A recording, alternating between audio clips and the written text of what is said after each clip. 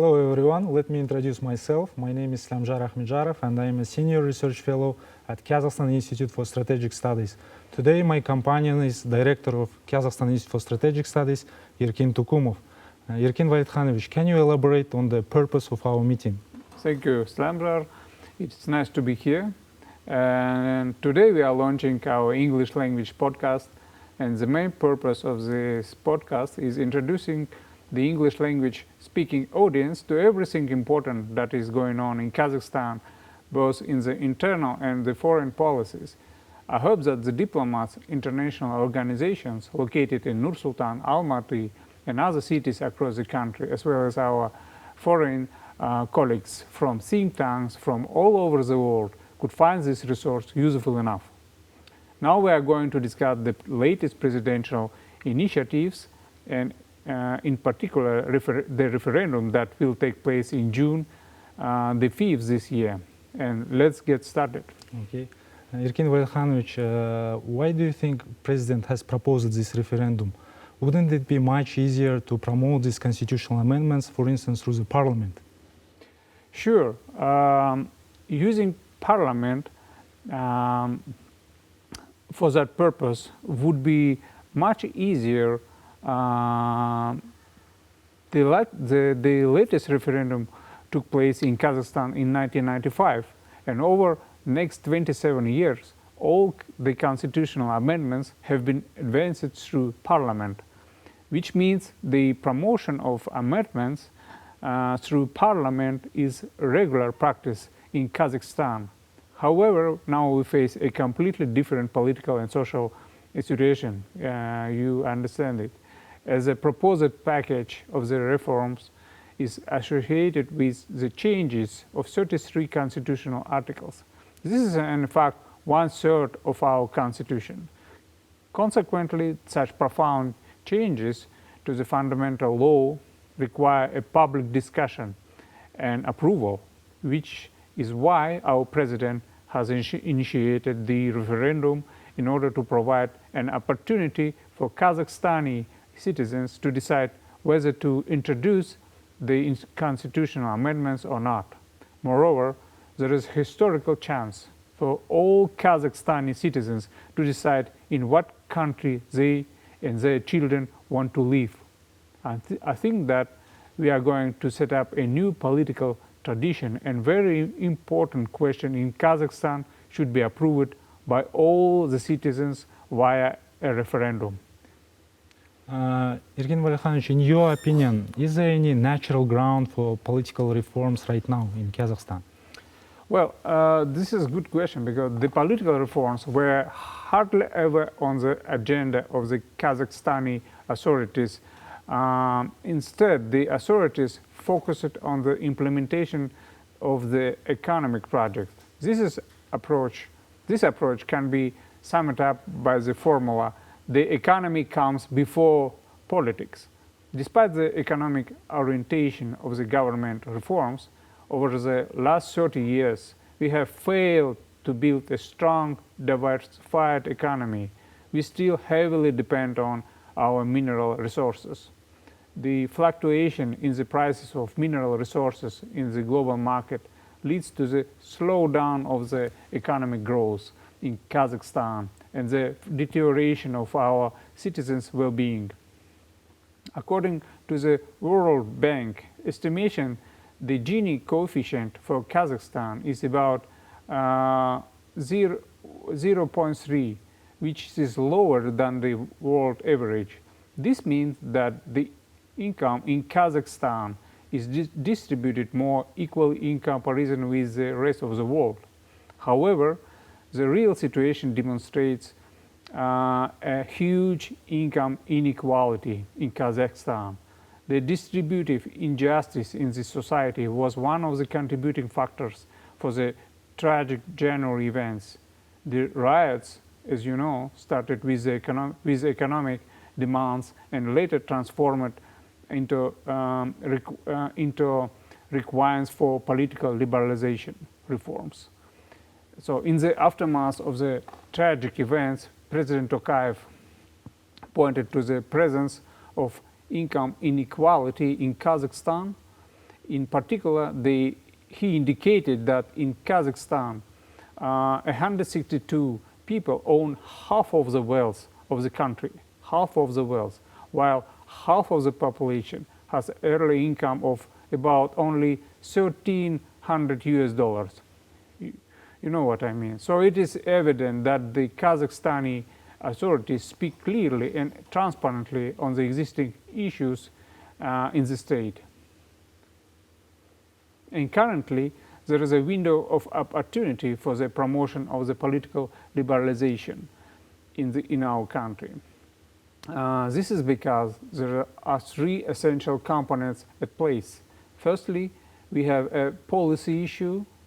As over the last decade, Kazakhstan has been experiencing a political stagnation. Secondly, we have expectations, a huge expectation and huge demands from the population about the need for democratization in the country.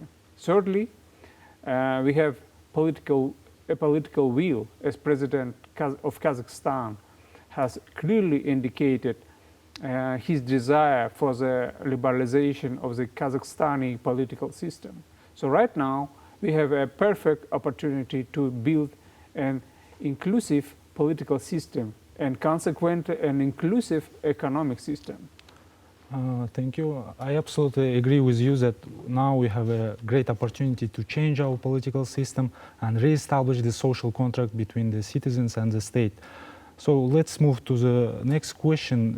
In your opinion, what will be the impact of these constitutional reforms on the political system of Kazakhstan? Yeah, thank you. So in case of approval of the amendments, we will have almost a new constitution. The amendments will allow us to have a number of positive outcomes. Firstly, there will be a transition from a super presidential to a presidential republic. For example, the president now is now not the leader of the leading party, Amanat, anymore, as you might know. There will also be a redistribution of power, both from the president to parliament and from the central government to the regional executive bodies, which means that the power will be balanced across the state apparatus. Secondly, the role and status of parliament will be strengthened due to the introduction of the mixed model of the formation of the lower chamber majlis.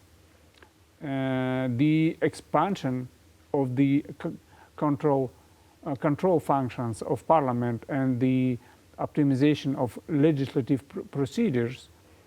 And thirdly, the participation of Kazakhstani citizens in the decision-making process will be expanded. And this will happen due to the election of deputies of the Majlis in single mandate districts. The introduction of a mechanism for revoking deputy mandates, the appointment of hakims or governors of regions on an alternative basis with the consent of the deputies of maslihats. And fourth, the mechanism for protecting the constitutional rights of the citizen will be strengthened. This will be achieved due to the creation of the Constitutional Court, the provision of constitutional guarantees to the Commissioner for Human Rights, and the abolition of the death penalty. So thus, as a result of constitutional amendments, a new, more optimal balance of relation between the branches of the government will be formed. The more effective dialogue between the state and society will be established. Ultimately, we will be able to build a new Kazakhstan. So that's very interesting. It is evident that constitutional amendments will provide us opportunity to re-establish the social contract between citizens and state, and Yeah. citizens will have opportunity to participate in the decision-making process. This is very important. This is very important. And going further, I'm interested, what can be the challenges and the barriers for effective implementation of these reforms in Kazakhstan? This is also a very important question, as you mentioned. So as far as I'm concerned, I think there are several potential challenges for an effective implementation of the reforms.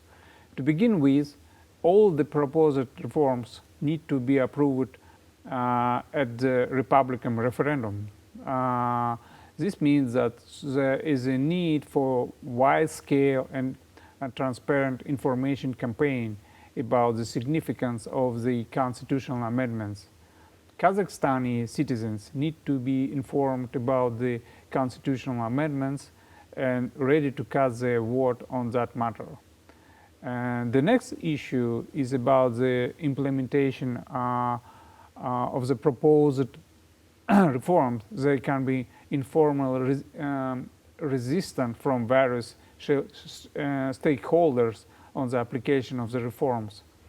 And this is because the proposed reforms have a very evident liberalization character, and they challenge the status quo. This is probably most risk for our transition from the presidential, so from super presidential to just presidential state.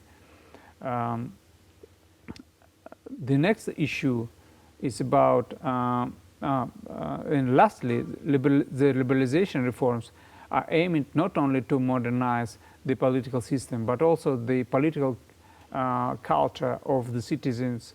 Kazakhstani people are expected to become more involved in politics and the public policy process. So in order to implement the reforms effectively, we need to be more active, decisive, and open-minded for the changes. So taking everything into consideration, now we live in a very interesting period of history of Kazakhstan. Absolutely. Yeah, our country is on the verge of huge transformations in the field of politics, economics, and social dimension. And it is our responsibility of the government and citizens to contribute to the prosperity of these reforms and prosperity of our country. I agree with you. So this is not only about responsibility of the Kazakhstani authorities, but also for the whole society. And as I mentioned before, this is really a window of opportunity to transform our country, to build a new Kazakhstan, to open more possibilities and ways to our young generation. Yeah, sure. Everyone can participate in building new Kazakhstan. Yeah. So let's get started with our referendum that will take place in June the 5th. Sure, it is less than 1 month, and everyone needs to be ready, be informed, and contribute to the voting process. Thank you, Slamjar. Yeah, thank you, ladies and gentlemen. Thank you for your attention. I hope that this session was interesting and informative for you. We'll keep you updated on the further important political issues in Kazakhstan. And see you next time. Bye.